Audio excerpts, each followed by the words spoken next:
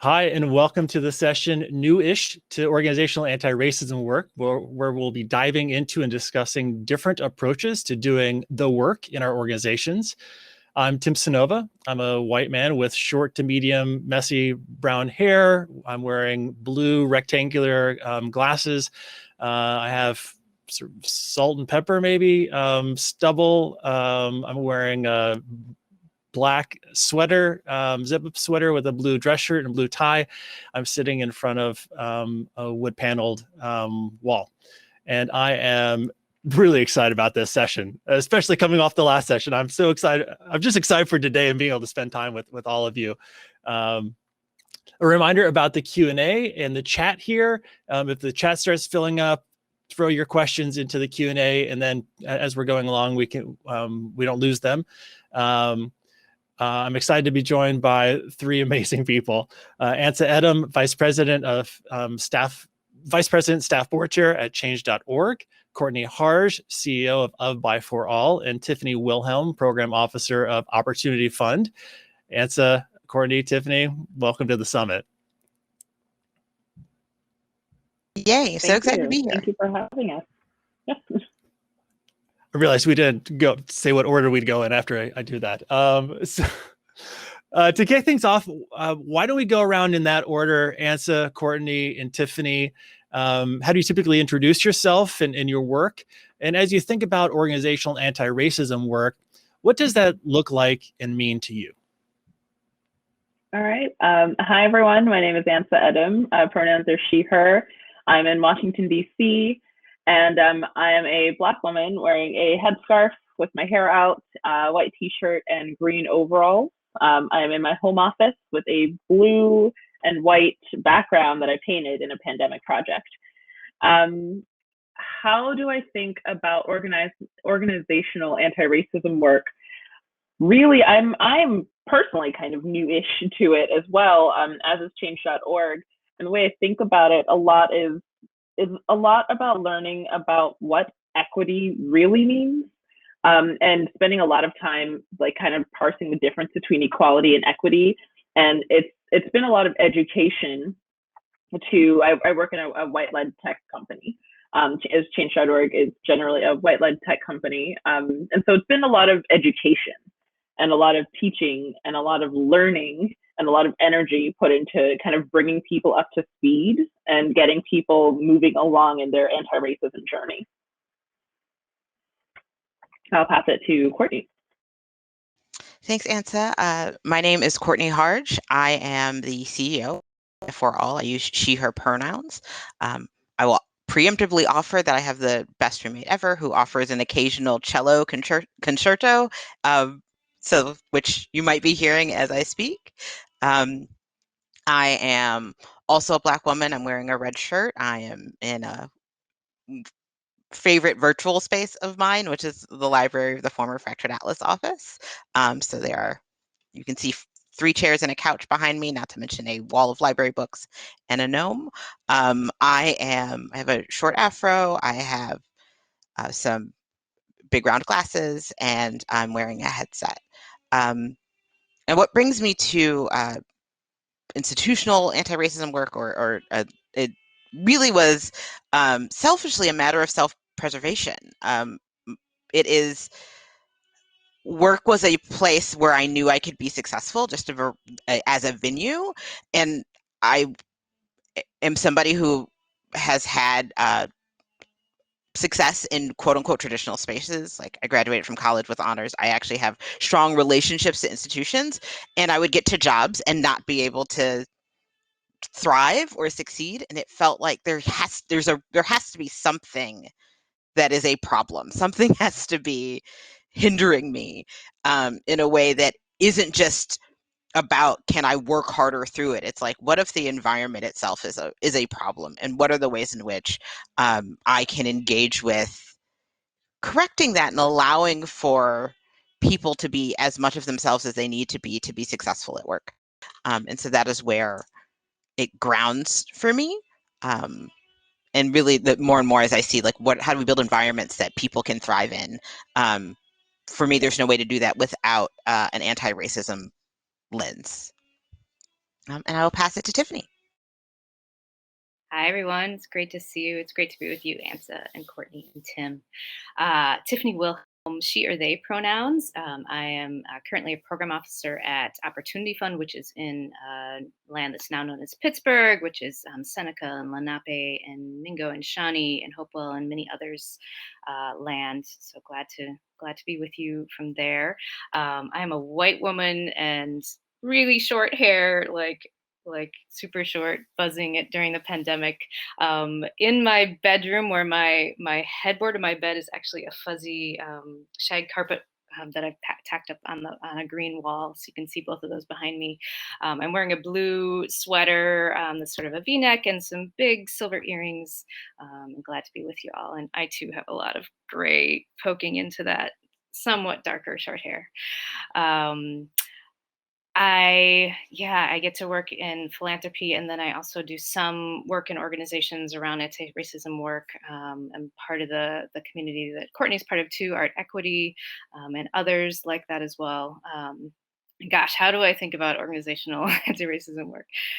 One thing I was thinking about it coming into this, especially that framing of, being newish to this, although I'm sure there are folks that are not newish to this in this space. So welcome you all, and want you all to put your thoughts in the chat too, is just how much more it probably is than anyone expects when they maybe are newish to it. It is full change, personal change, culture change, policy change, institution change. And that to me is just a fractal.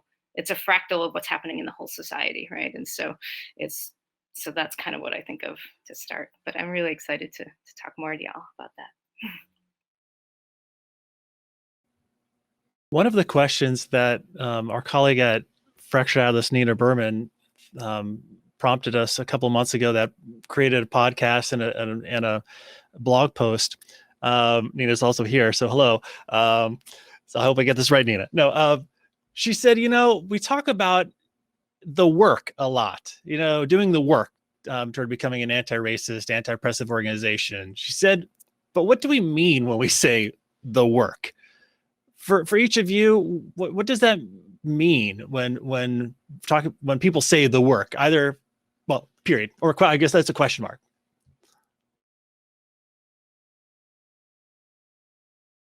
Yeah, I can jump in here. At Change.Org, it meant for us what we called the reset, like with a capital R, where we had a period of time after the murder of George Floyd where Black staff at Change, we have a Black affinity group called Change.Noire. We're actually a community resource group, an employee resource group. And we came together and said, we've been doing a lot of work around this. We're exhausted, we're tired. There aren't very many of us at tech organizations in general. And because there's so few of us, we were not taking vacations. We were really just exhausted because somebody had to be on call to do the work of being Black at Change.Org in this moment. And that was a huge wake-up call to all of us to say that the company needs to do the work of building itself as an anti-racist organization inside and out. So our senior leadership heard that, and we agreed as an organization to enter what we call the reset, where we examined our values and policies, recruiting practices, everything you can name of for anti-racist principles and anti-oppression principles. And it continues today. You can check it out at change.org/reset. We just put together some of the information there to keep ourselves accountable. But the work really fell on the shoulders. What surprised me, it fell on the shoulders of our white leadership, is that there was work they needed to do internally within themselves. They needed to do a lot of training, and then they also needed to do the work of showing other staff how this could be, how they could be held accountable. Doing the work isn't just talking, it's building in practices that say, for the long term, here's how we're gonna follow through. Here's what this looks like 5 years from now. That's what the work, I think, looks like, to not just a Change, but to me, thinking through accountability. The work looks like accountability. For me, this is Courtney and ANSA, I agree. And I think for me, it's both simple and complicated in the sense of the work is interrupting oppressive systems whenever and wherever I see them and am resourced to do so. And resourced, I mean, particularly as a Black woman, I mean, like both financially resourced, emotionally resourced at the moment. Something I often say to my team, and I say to pretty much anyone who will listen, is the idea that like oppressive systems both have a few hundred-year head start, and you know, 1,000-fold the resources and energy, and so sacrificing yourself to it doesn't actually stop it. Like to what you were talking about, ANSA, around like people feeling like they weren't taking their vacation days, they weren't resting and or taking care of themselves in service of fixing the problem. But the problem is so big that it will be here beyond your level of exhaustion. It will be here after you've burned through.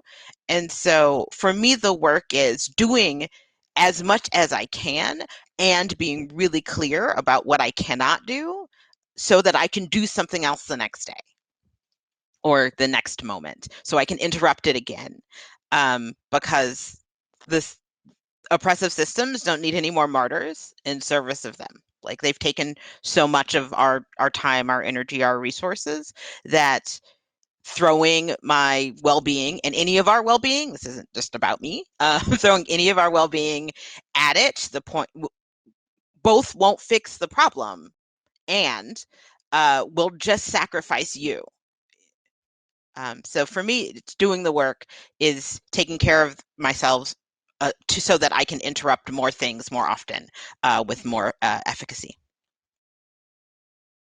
Yes, huge support for both of those. And for those of you who know me, just know that like I feel so strongly that so much of the work has to happen among white folks and like with white folks and that transformation to happen. So just to like support what you both said, because that's where the catch up needs to happen, and where the like if we're going to collectively shift all of our organizations and society more broadly, the white folks have to be like ready to do that. And so you know, I had the honor to work a few years ago with Fresh Atlas and to really be part of that journey, and both kind of in the kind of full staff teams that were doing that work and in the White Caucus, which was doing some work that was important. And way back when, Tim, you might have this link handy, Courtney and I wrote a post about like what the caucus spaces were doing and how that had to look really different to support the work of the organization. And the thing I always loved about that is like the idea of the harder the White Caucus works,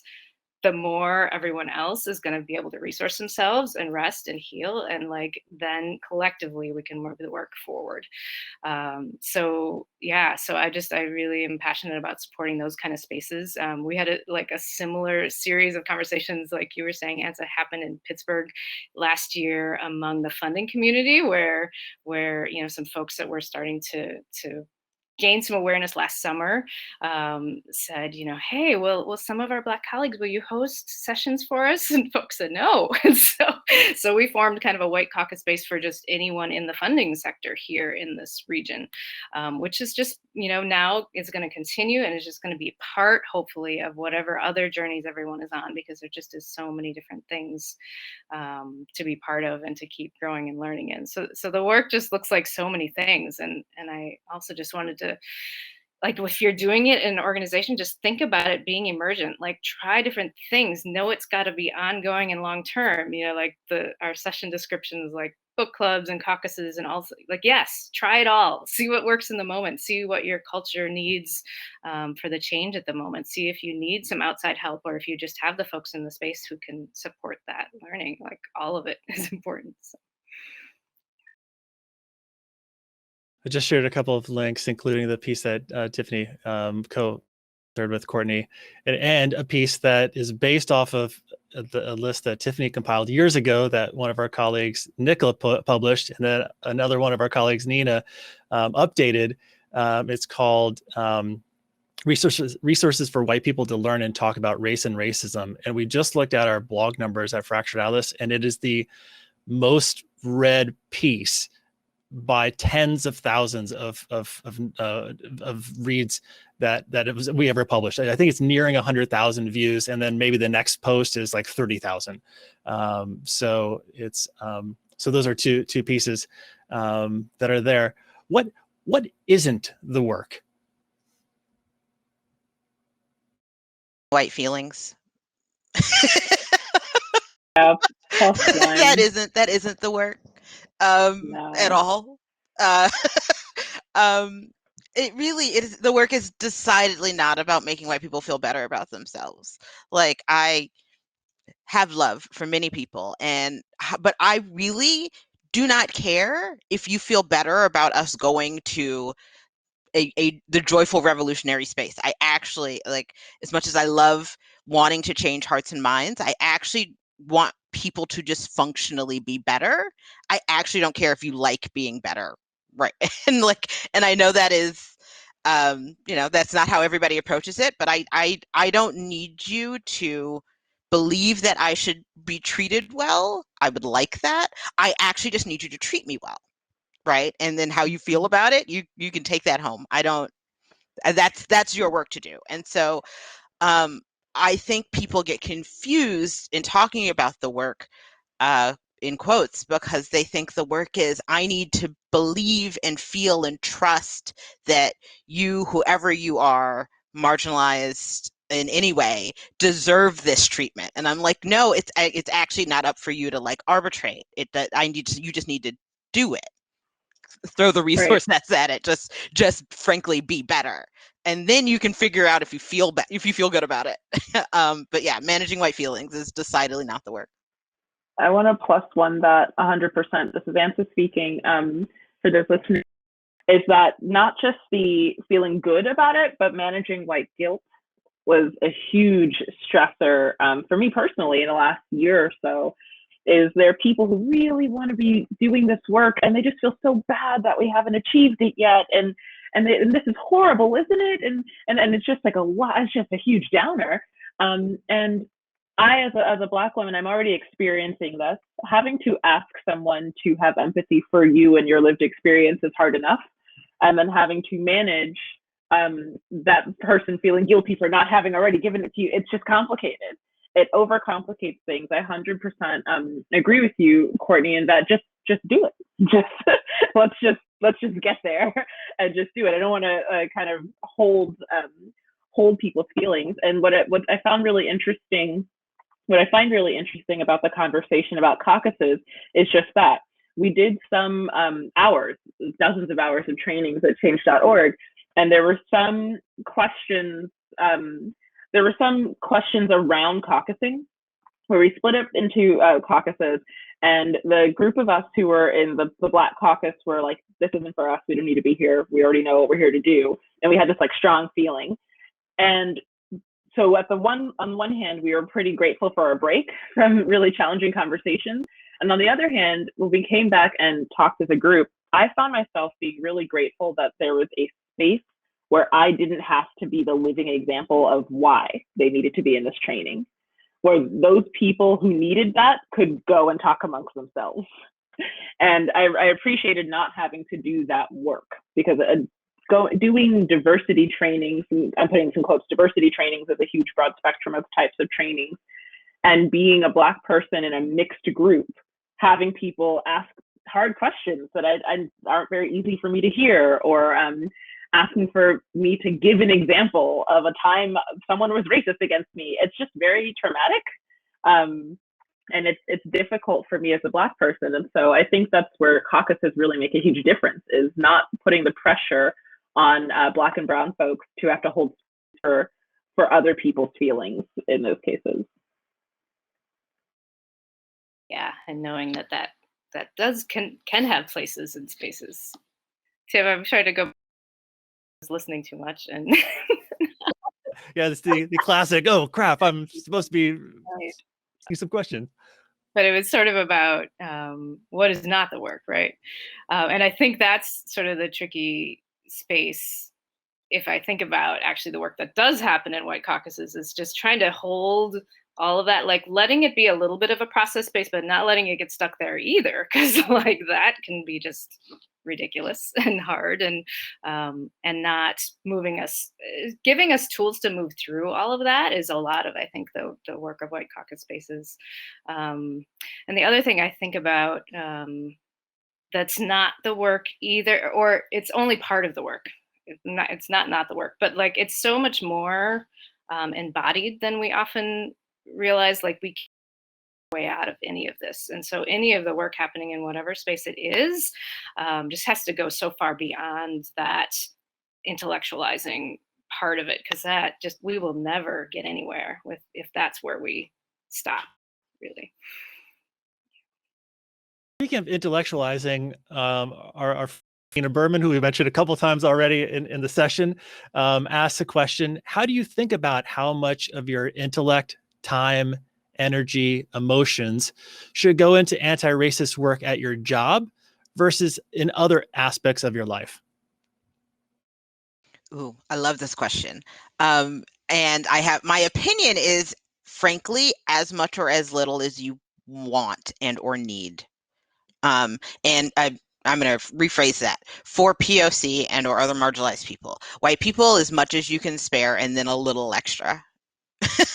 And yes, there are ways in which this binary around kind of white people and other is, I don't like the language. I think there are ways in which, as much as I enjoy like BIPOC as an acronym, it does still center whiteness. However, the history that we are trying to engage was perpetrated and created and connected to whiteness. And so this is a moment where I'm not defining people as white-centered and not white. It is more like, this is a group of people who named themselves this to create harm. And then these are the group of people, the people of the global majority, who were harmed by that behavior. And so in this case, I'm using white and BIPOC as, again, not as wholly identifiers, but as saying like, these are people who harmed and named themselves to harm, and these are the people who are recipients of that harm. And so for BIPOC folks, it really is about, what are your choices? What do you want to give? But you are in control of how much you give to an organization. And so if you show up and you clock in and you clock out and you're just here so you don't get fined, like, that is fine. You can go live your life however you want to do, because survival and thriving while surviving, to me, are the best ways, or one of the best ways, to interrupt a system that is built to destroy us or make us hate ourselves. And so if you can do what you can do while spreading joy and liking yourself, then do that. For white people, it is frankly, your primary responsibility to interrupt and break these systems that were built to serve and protect you. So how much intellect, time, energy? As much as you can give, and then just a little bit more. Because to Tiffany's point, you all are in fact the ones who are behind. You're the ones who have to catch up. And way too often, white people turn to their nearest person of color and say, how do you help me catch up? And the answer is, I don't. You have to catch up on your own. You have to find community. You have to, I promise you, a bunch of people of color have already done the reading, have written a book for you, have engaged in a course for you. You have to go find that. It is not my responsibility to help you catch up.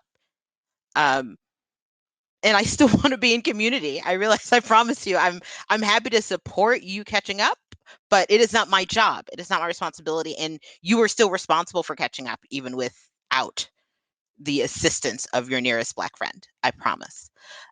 So those are my answers. Like, BIPOC folks, give as little as you can spare.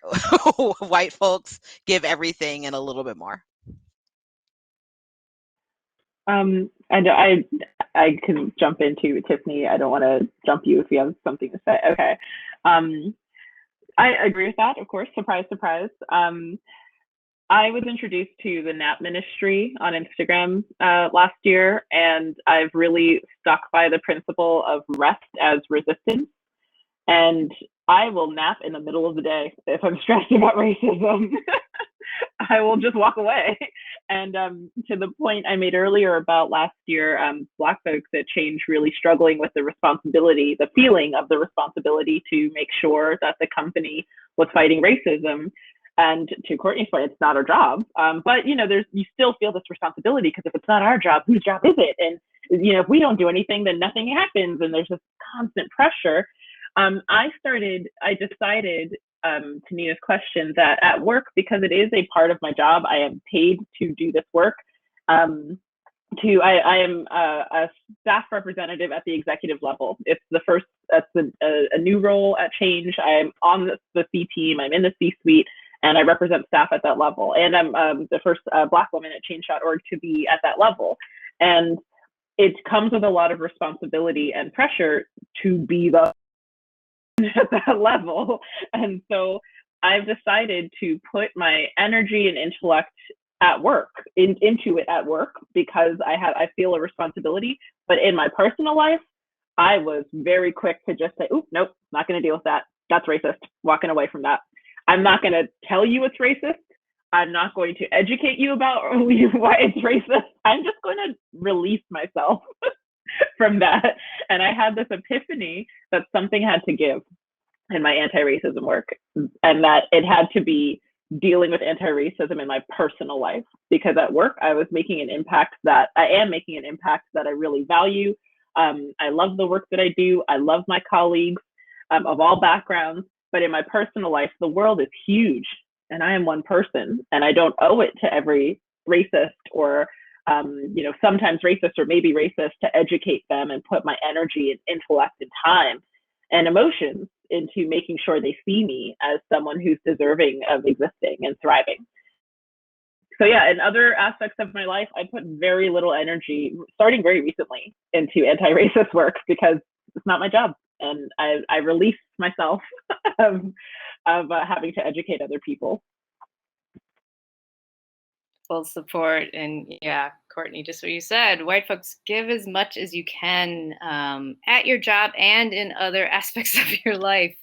And I just think about too, there are also have some discernment about yourself. Like, we all deserve to have liberated cultures and all deserve to have our full humanity. So if you're at somewhere potentially like base camp that we heard about in the opening session, you might all want to leave. like there might not be there also, like Carmen Morgan, who some of us know, who's with Art Equity, just says, like, work with the willing and work with the folks that are wanting to do the change. And there might be some cultures, some organizations tell it is so entrenched that no amount of how much you give is going to change it. So think about that. And then I think too about especially now that I'm in a small foundation, but in philanthropy, like, how much power is there? And so how much influence sort of anti-racist principles moving into a space that holds so much power and so much so much complexity, and holding the weight of, like, knowing where real influence is going to make just ripple effects happen. So all of that. And then to your point too, Nina, I like especially think for white folks, like, this has to, you can't just, I hope you're not in any spaces just feeling like this is professional development work, feeling like this is just happening at your job. Like, this takes us all, and especially white folks, to transform completely. And so do get involved in, I mean, it's everything else in my life that has not been outside of my jobs that has informed how I'm showing up. Like, I've got involved in showing up for racial justice really early in my journey, like all of that sort of just activism work happening in the community. And that's what makes it possible to show up in all the ways. So I encourage everyone to do that too. And so when you said, no, I'm not going to do that, remind me of this thing that Courtney helped create called the Negative Interactions document protocol that helped our program staff at Fracture Atlas.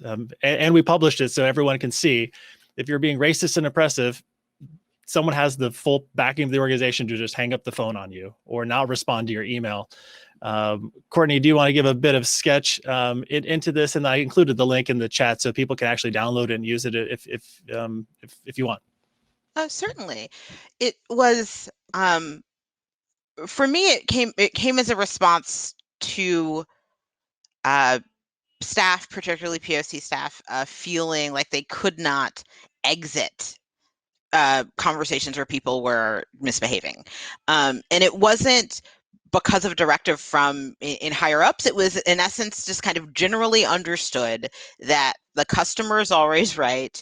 And if a member or a Fractured Atlas kind of patron is calling and misbehaving, it is the program associates or it's the staff member's job to kind of sit through it and like reconcile and get them to a kind of a better space, which is a general understanding around like what quote unquote customer service is supposed to be. And we were having more and more of those, particularly as Fractured Atlas as an org became more vocal about being an anti-racist org. Like people were calling and just saying just rude things unnecessarily, and the staff, and I was like, why are you still talking to this person? Like, why are you taking on the responsibility, actually, to what ANSA was saying, like you're holding this responsibility for like maintaining this relationship with a person who is in fact, and this working relationship with a person who is in fact not doing anything to maintain a good working relationship with you. And you don't have to take that. That should not be the case. And so in talking to people, the concern really was, well, what happens when we hang up with somebody? Like, what happens if I just want to exit? Or is it my responsibility to kind of mediate and pivot them to a better space? How much of this, if it's abuse, how much do I have to take? When is the line? And so we created the document. Really, it was like, these are all the ways you could respond. No one response is better, because sometimes you're in for the fight, right? Sometimes you're like, oh, okay, you want to say this, I'm going to interrupt, we're going to do this. And sometimes you just can't. And again, to your point around like, sometimes you're like, you know what, that you're doing a racism and I just will not. And so what are the processes? And what are the processes that don't just transfer this negative interaction to somebody who has equal power in the organization? So one of the things that I was just really proud of was like, you can hang up. You don't have to ask permission. You don't have to go to a higher, you don't have your whatever line. If it was too much for you, it's too much and you hang up, right?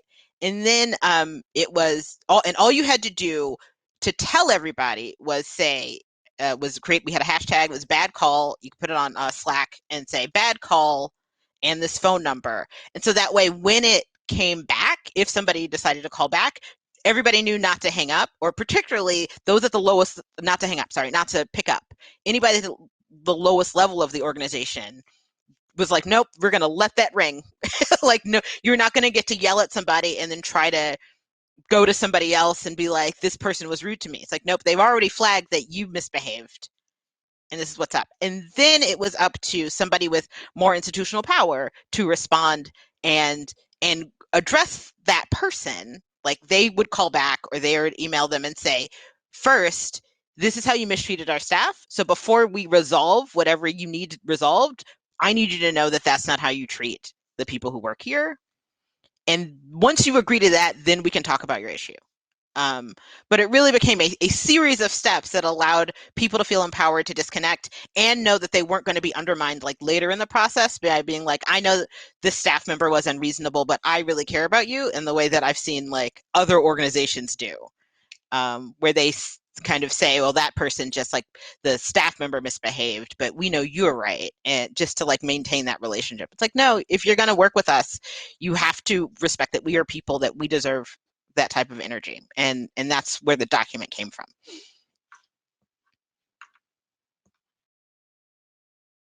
Really love that.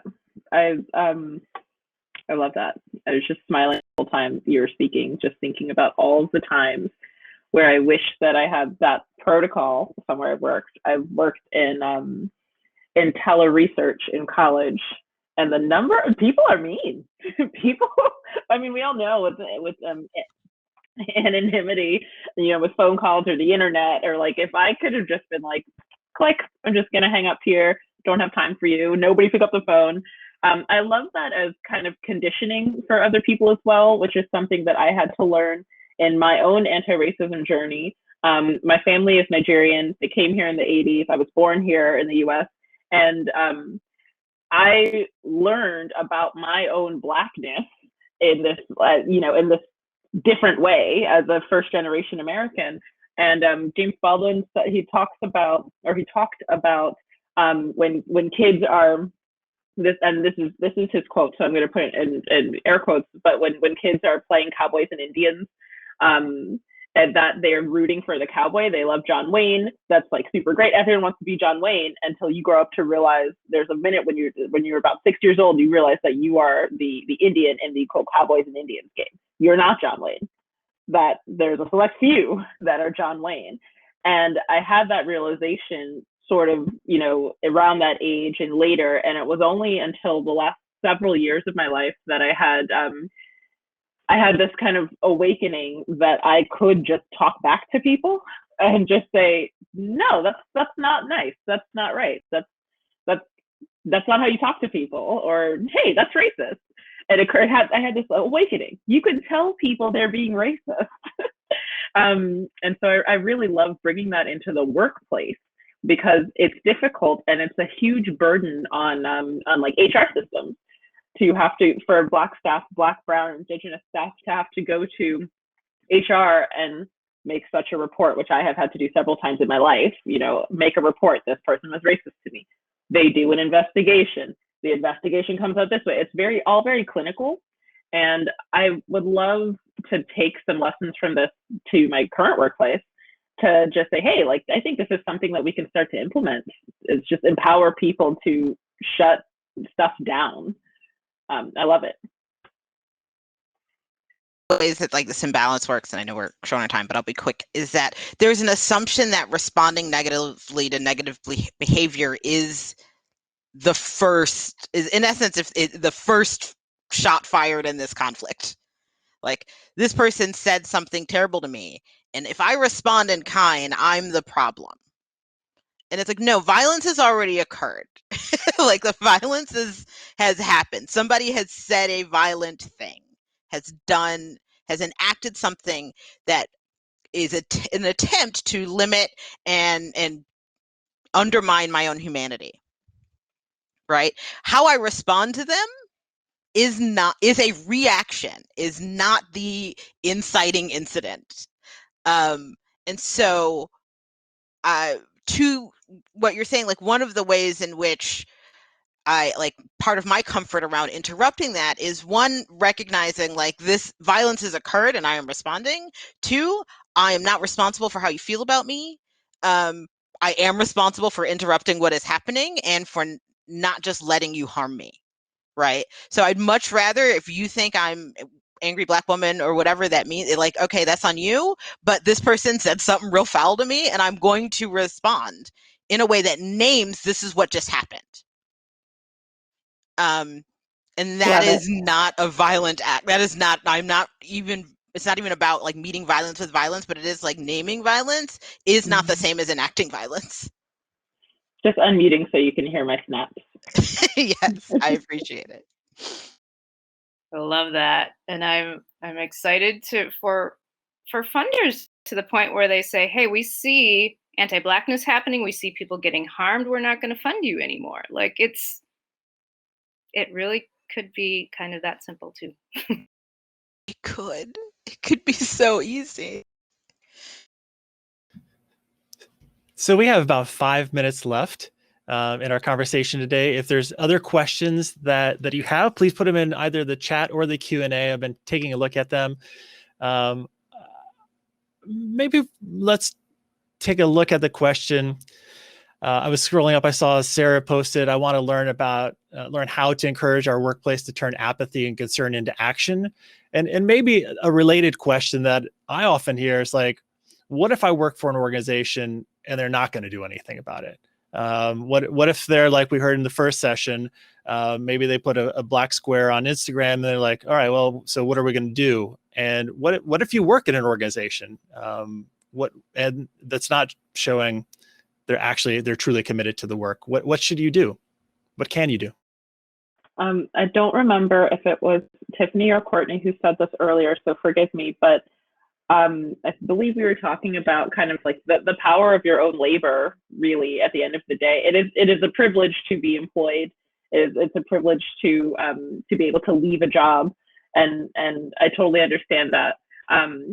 And similarly, but similarly to what Tiffany just said about funders being able to say, I see that you're not committed to anti-racism, so we're not going to fund you. I am a serious believer in people doing that with their labor, their dollars, with whatever power you have to take away from an organization that isn't committing to helping us build an anti-racist world. Is to say, oh, well, this isn't the place for me then. And they'll start to see recruiting suffer and turnaround and all of that. And we as workers have an enormous power to make demands. And we saw that at Change, like I said earlier, with Black staff stepping up and saying, you're not doing enough. We see that you're doing something. And we see that our mission is connected to anti-oppression, and we're seeing that. We just believe it could be done more, better, in bigger ways. And we made demands. We straight up made demands. And it worked. And so if more workers can do that, it's just band together as staff who want to see your organization succeed. You believe in your mission, you believe in the organization, and you really want to be there and you want to help, say so. And eventually these organizations will get the picture that they need to either step it up or lose large swaths of staff. Brilliance is a gift to any place you choose to give it.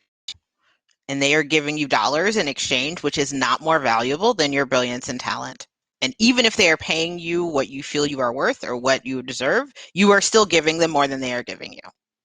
I recognize capitalism has taught us that capital and dollars are the most important, and that is not true. Capitalism is a necessary resource to survive. Capital is a necessary resource to survive capitalism, but it is not a determinant on who you are. And so whatever gift you are giving to any org, which your talent, your attention, your time, take to a place that recognizes that they are still making out better than you are in the deal, frankly.